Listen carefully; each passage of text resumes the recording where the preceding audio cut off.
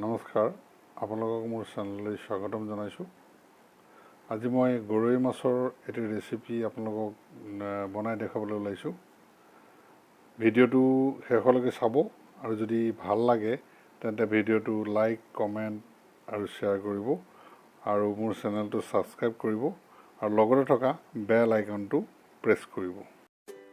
Local গৰৈ মাছ 3 piece আমি সুন্দৰকৈ কাটি বাছি সুন্দৰকৈ ধুই পখালি লৈছোঁ। ৰেচিপিটোৰ কাৰণে প্ৰথমতে আমি পিঁয়াজখিনি অলপ কাটি ল'লোঁ, তাৰপিছতে জলকীয়াখিনিও ৰেডি কৰি ল'লোঁ, আদা নহৰু আৰু শুকান জলকীয়াখিনি আমি ৰেডি কৰি ল'লোঁ। তাৰপিছতে লং ইলাচি ডালচেনিখিনি আমি ৰেডি কৰি ল'লোঁ। আলু আৰু বেঙেনাখিনি নিমখ হালধি সানি ল'লোঁ। তাৰপিছতে জিৰা গুড়া, পটাত পিছা জিৰা গুড়াখিনি ৰেডি কৰি ল'লোঁ। মাছতো নিমখ হালধি সানি ল'লোঁ সৰু সৰুকৈ কাটি। তাৰপিছত জালুকৰ গুড়ি অকণ পিচি ল'লোঁ। এতিয়া বেঙেনাখিনি আমি ফ্ৰাই কৰি লৈছোঁ। সুন্দৰকৈ লৰাই আমি বেঙেনাখিনি ফ্ৰাই কৰি লৈছোঁ কোমলকৈ।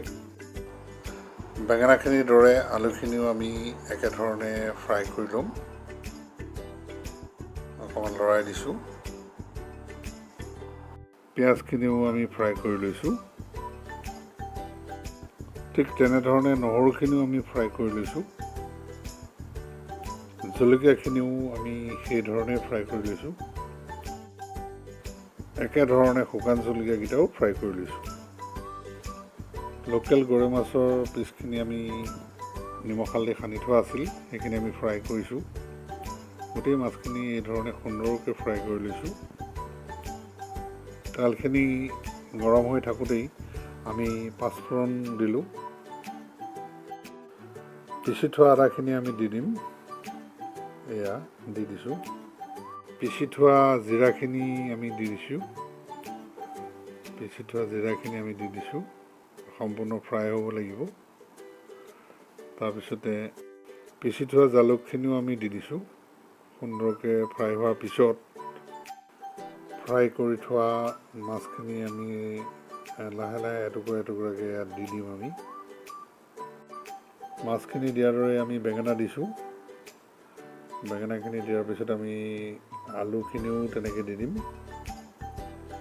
আলু দিয়াৰ ঠিক লগে লগে আমি পিঁয়াজখিনি যে ফ্ৰাই কৰি থৈছিলোঁ সেইখিনিও আমি তাতে দি দিম।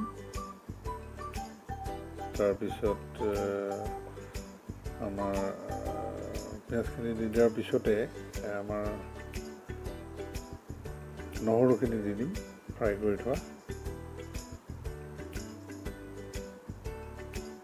কেঁচা জলকীয়া যিখিনি আমি ফ্ৰাই কৰি থৈছিলোঁ সেইখিনিও আমি দি দিম ওপৰত।